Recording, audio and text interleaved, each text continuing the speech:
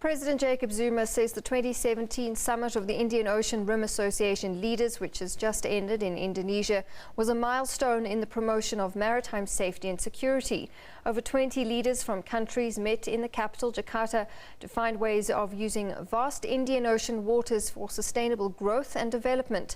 President Zuma says the meeting has been a great success. Leaders of the summit arrived this morning to attend the first ever summit of the 20-year-old organization. They're expected to sign an agreement which will set out a vision for the association.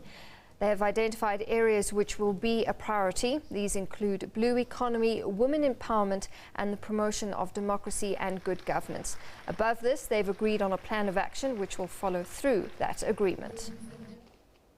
Well, for more on this, we cross to our presidential correspondent, Zwandile Mbeja, who's live from Jakarta. Mzwa, very good afternoon to you. We believe that there is set to be a press briefing. Has that taken place? If it has, what's come out of it? Thank you, Natasha. Just about 45 minutes ago, the press briefing has concluded with the three leaders, President Zuma, President Widodo, President of Indonesia, and the Prime Minister of Australia, Prime Minister Malcolm Turnbull. So they've just concluded that press briefing. Indeed, in that press briefing, they spoke about the Jakarta Concord. That Jakarta Concord sets out a plan and a vision of how this organization must pan out in terms of cooperating and working together. One of the areas that they highlighted was the maritime safety, because they are saying they've taken this decision of working together.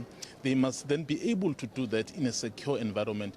You know, in the seas and the oceans, there's a number of accidents and there's a number of piracy. So what they have decided to do is that they will share expertise and they will share intelligence in making sure that all those things are eliminated. And then they'll be able to have then a thriving business. All right, and so it's quite an important summit. What are the possibilities for South Africa with this Jakarta agreement?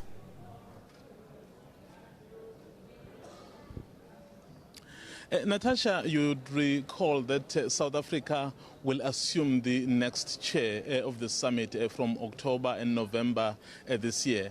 It will be 2017 and until 2019. So South Africa has already engaged in a process where it really wants to exploit the ocean. When President Jacob Zuma announced the ocean economy through its Pakistan operation 2 years ago, he was particularly focusing on unlocking the potential that really exists in the oceans, because people have been, by and large, focusing on land, yet there's a lot of resources that really are untapped. So South Africa, during its chairmanship, will be able then to use that possibility of linking with other nations like Australia, which are very, very advanced, and nations like Indonesia, to be able really to see what is it that they can do. For example, the issue of ships passing through South Africa, it's quite a number of them, but we don't have stations where they can be repaired in case there's a problem. In fact, South Africa, until very, very recently, it did not have its own ship. So this gives the possibility to South Africa to be able to set up all these resources with it in charge of this 21-member organization. So it really gives a very good space for it to be able to operate, Natasha. All right, Mzwa, thank you very much for that. Zwandile Mbeja live from Indonesia.